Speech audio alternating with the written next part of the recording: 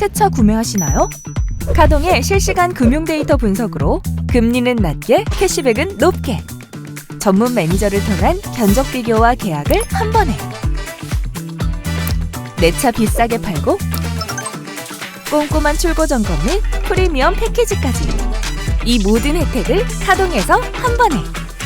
새 차 살 때 카동. 네, 반갑습니다. 조코피TV 조현일입니다. 자, 오늘은 올 시즌 현재 클러치 타임을 지배하는 선수들에 대해서 살펴보도록 하겠습니다. 총 12명의 선수의 클러치 시간을 한번 기록으로 분석해봤는데요. 함께 만나보시죠. 자, 먼저 클러치 타임의 정의에 대해서 한번 살펴볼게요. 저희가 오늘 이 기록은 NBA 공식 홈페이지 nba.com에서 발췌했는데요. 일단 클러치 타임은 경기 종료 5분 내에 5점 차 안쪽의 상황을 일컫습니다. 그래서 뭐 가비지 게임이나 혹은 종료 5분 전에 6점 차 이상이 나는 상황은 제하기로 했고요. 클러치 타임을 이렇게 또 정의해서 12명의 선수들의 클러치 상황을 한번 보도록 하겠습니다. 자, 첫 번째 선수입니다. 바로 야니스 아데토쿤보인데요. 자, 야니스 아데토쿤보는 올 시즌 현재 66경기 35분 뛰면서 30.7득점에 리바운드 11.3개, 필드골 61.6%, 3점이 29.6%입니다. 자, 그런데 클러치 상황을 총 32번 맞이했어요. 그러니까 전체 시즌의 절반가량을 클러치로 지금 맞이하고 있는 밀워키와 야니스인데 3.6분을 뛰면서 3.1득점, 그리고 리바운드 1.1개, 어시스트는 0.6개, 필드골 56.9%. 야투는 좀 떨어지긴 합니다만 3점은 더 늘었습니다. 물론 뭐 모수가 많지 않긴 합니다만 그래도 클러치 상황에서 야니스를 버려두면 곤란하다라는 걸 알 수가 있겠죠.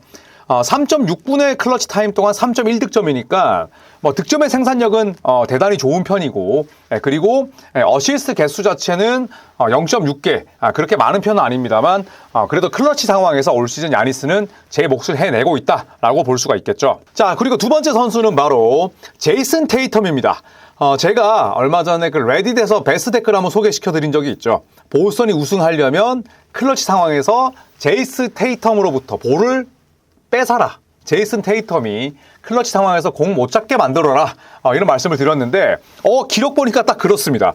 올 시즌에 클러치 타임이 많지는 않았어요. 보스턴이 전체 승률 1위다 보니까 클러치 타임은 27경기밖에 되진 않았는데 3.5분을 뛰면서 뭐 2.5득점, 그리고 0.7 리바운드, 0.5 어시스트는 그렇다 치더라도 야투가 32%. 진짜 그 베스트 댓글이 맞았어. 3점이 31.3%. 던지면 안 됩니다. 네, 그냥 제일런 브라운에게 공을 주세요. 시즌 기록이 훌륭하잖아요. 27.1득점, 리바운드도 많이 걷어내고, 물론 야투는 제이슨 테이텀의 포지션, 그 다음에 운동 능력, 신체 조건 감안했을 때 좀 아쉬움이 있긴 합니다만, 클러치 상황에서 테이텀이 공을 잡아서는 좀 곤란하겠습니다. 네, 필드골이 32%면 3개 던져서도 하나 안 들어간다는 얘기잖아요.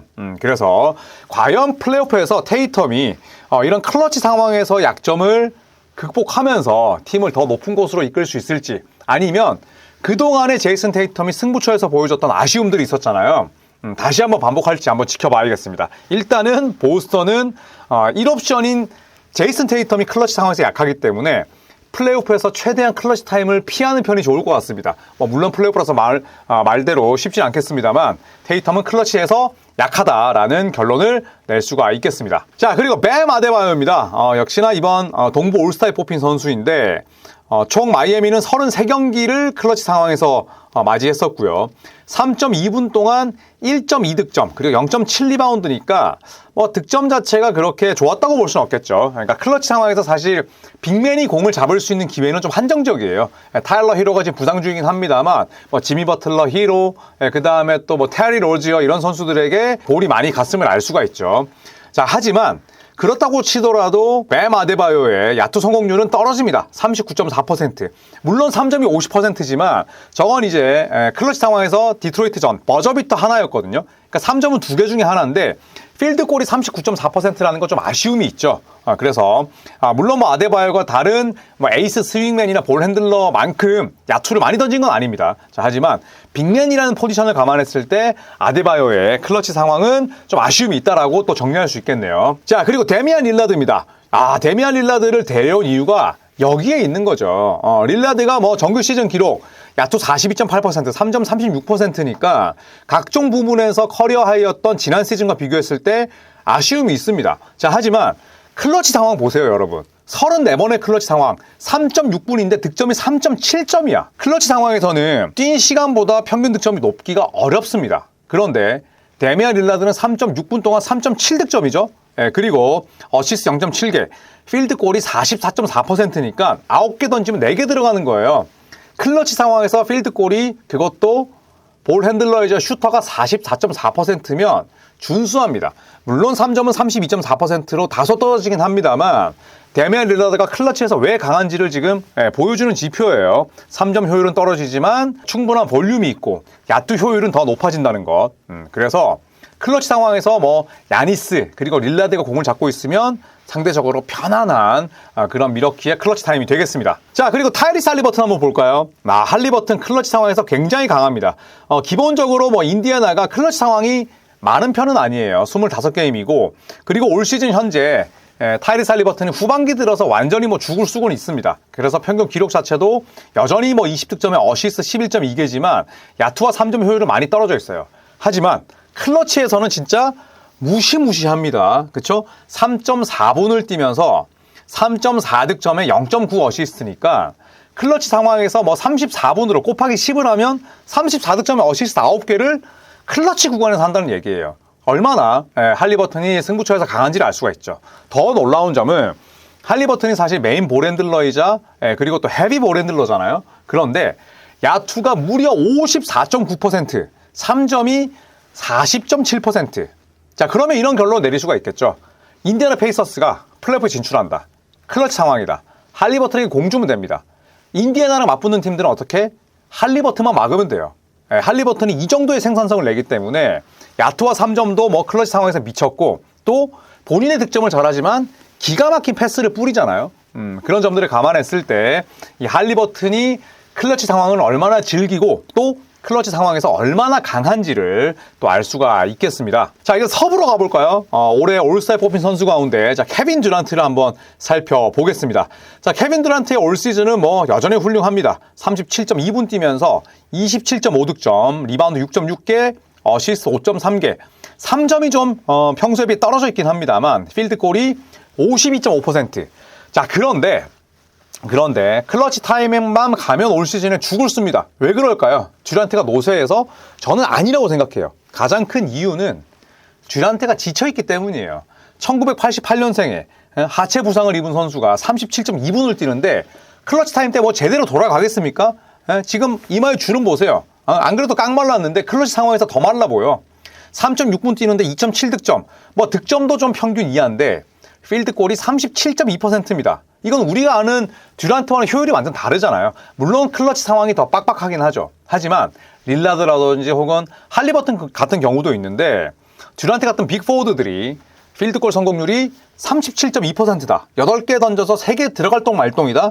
결국 프랭크 보겔 감독이 듀란트를 앞당겨 쓰는 대가라고 봅니다. 그래서 저는 올 시즌의 피닉스 선즈의 플레이오프 행보를 높이 평가하지 않는 이유도 듀란트가 4쿼터 되면 퍼진다. 그리고 듀란트뿐만이 아닙니다. 현재 피닉스의 4쿼터 넷 레이팅이 무려 마이너스 10이 넘어요. 절대 우승할 수 없는 이유로 저는 4쿼터 생산력을 드는데 아니나 다를까 케빈 듀란트의 클러치 능력도 올 시즌 한정 좋지 않습니다.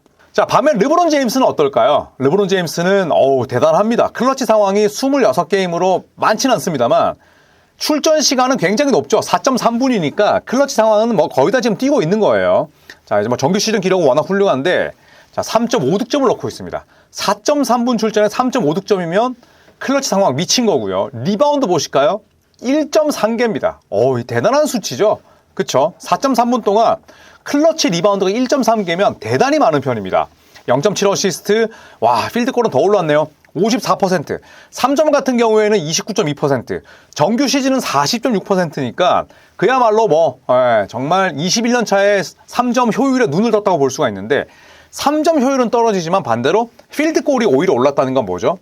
2점 야투가 거의 신계에 있다는 거죠.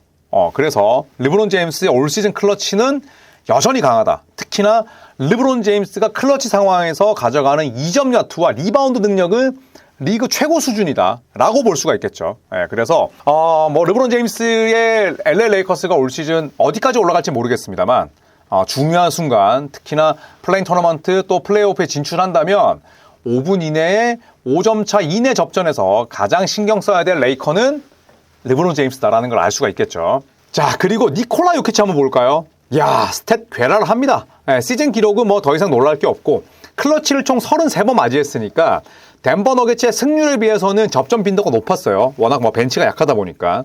자, 그런데 볼륨이랑 효율 좀 보실까요? 3.3분을 뛰는데 3.5점을 넣고 있습니다. 아까도 말씀드렸듯이 출전 시간보다 득점이 더 많은 클러치 구간은 이건 대단한 거다. 그런데 리바운드 1.2개니까 엄청나게 잡아내는 거죠. 3.3분이니까 33분 치면은 클러치 구간 때 리바운드 12개 잡는다는 얘기고요. 그 다음에 어시스트 0.5개, 필드골이 57.6%입니다. 정규 시즌보다 소폭 떨어지지만 저 수치 자체가 대단한 거죠. 왜냐? 요키치는 3점도 던지니까. 그런데 클러치 상황에서 3점 성공률이 38.1%, 정규 시즌보다 무려 2.9%나 높습니다. 클러치 상황에서는 요키치에게 더블팀, 트리플팀 들어가야 된다라는 결론이 나오죠. 클러치 상황에서 요키치가 림을 바라보고 상대가 그냥 대인 수비수 한 명만 붙는 싱글 마킹이다. 바로 저런 식으로 본인이 득점과 어시스트, 리바운드, 3점, 2점 야투로 조져버린다는 겁니다. 그래서 저는 올 시즌에 여전히 강력한 MVP 후보는 요키치다. 또 클러치에서 강한 강심장의 소유자다라는 결론을 도출할 수 있습니다. 자, 루카 돈치치 한번 볼까요? 돈치치도 대단합니다. 25경기.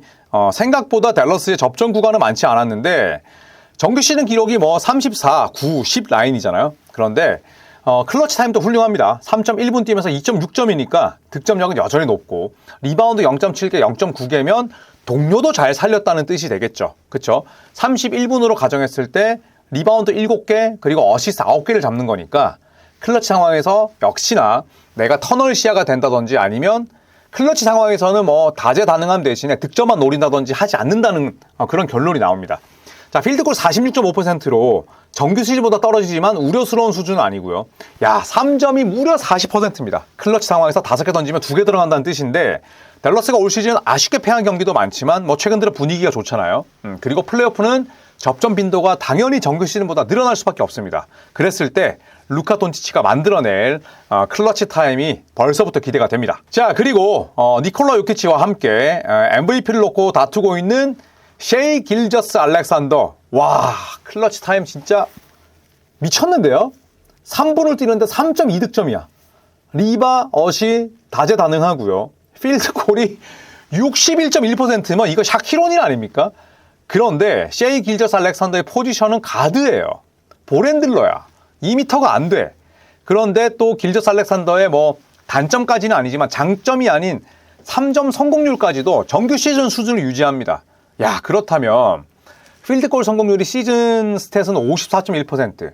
그런데 클러치 타임은 61.1%. 3점은 엇비슷해. 2점 야투가 미쳤다는 거죠. 르브론 제임스 유형이라 보시면 돼요. 클러치 타임에서 르브론 제임스, 그 다음에 셰이 길저스 알렉산더, 뭐 니콜라 요키치 2점 못 던지게 만들어야 된다는 결론을 낼 수가 있는 거죠. 야, 진짜 클러치 상황에서 길저스 알렉산더가 얼마나 강한 선수이고 또 썬더가 클러치 타임에 20승 11패라는 좋은 성적을 거둔 이유 딱 하나, 셰이 길저스 알렉산더의 저 미친 야투 효율과 볼륨 때문이다 라고 또 말씀드릴 수 있겠습니다. 자, 더마 드로잔 한번 살펴볼까요? 더마 드로잔이 사실 뭐 그동안 버드 체스트다, 큰 경기에 약하다라는 평가가 많았습니다만 랩터스 시절엔 그랬죠. 자, 하지만 샌안토니오 스퍼스와 또 시카고 불스를 거치면서 그런 이미지를 많이 스스로 희석시켰어요. 그런데 올 시즌 제대로 미쳤습니다. 자, 더마 드로잔이 진짜 나이가 스테픈 커리보다 뭐 한 살 어리잖아요. 89년생인데 시즌 스탯도 굉장히 훌륭합니다. 그런데 클러치 상황 볼까요? 야, 22승 14패고요. 클러치 상황에서 일단 4.8분을 띱니다. 그러니까 클러치 상황이 도래하면 그냥 쉬지 못한다는 거죠. 실제로 후반기 출전 시간 탑2 안에 들어있기도 하고요. 4.8분을 뛰는데 아까 듀란트는 어땠습니까? 지쳐서 4쿼터에 많이 못 넣었죠. 그런데 듀란트보다 더 많이 뛰고 있는 선수가 드로잔이에요. 37.6분을 띱니다만 클러치 상황에서 4.8분 뛰면서 4.6점, 리바운드 0.7개, 어시스트 0.4개 그렇다 치더라도 필드 골이 야, 시즌 기록을 상회합니다. 4%나. 51.6%. 그리고 드로잔의 약점이 3점인데 정규 시즌 33.3%. 그런데 클러치 타임은 50%니까 그냥 클러치의 사나이인 거예요. 새 가슴이 아니라 진짜 강철 심장으로 거듭났습니다. 시카고 불스는 플레인 토너먼트를 치러야 되는 그런 상황이죠. 그런데 5분 이내에 5점 차 이내의 점수만 된다면 저는 시카고 불스가 충분히 승산이 있다. 왜냐? 올 시즌 최고의 클러치 플레이어인 더마 드로잔이 있기 때문입니다. 그래서 드로잔 올 시즌 현재까지는 리그 최고의 그런 강심장, 강철 심장이라 볼 수가 있겠습니다. 자, 그리고 접전이 많았던 골수 한번 볼까요? 자, 시카고 불스보다 한 경기 많은 총 37번의 클러치 타임으로서 클러치 빈도 1위예요. 그만큼 접전이 많은 팀이 골든스테이트인데 37경기니까 시즌의 절반 이상입니다. 자, 그래서 스테픈 커리가 19승 18패로 워리어스의 클러치 타임을 이끌었는데 3.5분 뛰면서 4.8득점이니까 어마어마합니다. 4.8득점에 0.5 리바운드, 0.4 어시스트, 야투 49.5%니까 시즌보다 훨씬 높고요. 3점이 45.3%인데 이런 선수를 내버려두고 미네소타전에서 클레이 탐슨에게 3점을 맡긴 스티브 커 감독은 대체 어떤 생각을 하는 겁니까? 이런 선수를 내버려두고 4쿼터 절반이 지난 시점에 커리를 넣고 마지막 동점 3점 상황에서 스테픈 커리를 스크린 셔틀로 쓰는 스티브 커 감독은 대체 어떤 삶을 살아가고 있는 겁니까? 그만큼 더마 드로잔과 스테픈 커리의 클러치 상황의 활약이 대단하다. 특히나 스테픈 커리 클러치 상황에서 볼륨, 효율 전부 다 미쳐있다라는 걸 알 수가 있습니다. 동시에 스티브 커 감독이 과연 이런 기록을 도대체 볼까? 필름 세션 때 뭘 할까? 이런 생각이 드는 그런 기록이 아닐 수가 없겠습니다. 자, 이상 2024년 올스타에 뽑힌 선수들 위주로 클러치 타임 기록을 살펴봤습니다. 여러분이라면 클러치 상황에서 누구에게 볼을 맡기겠습니까? 이 기록을 보시고 또 댓글로 남겨주시면 감사하겠습니다. 고맙습니다.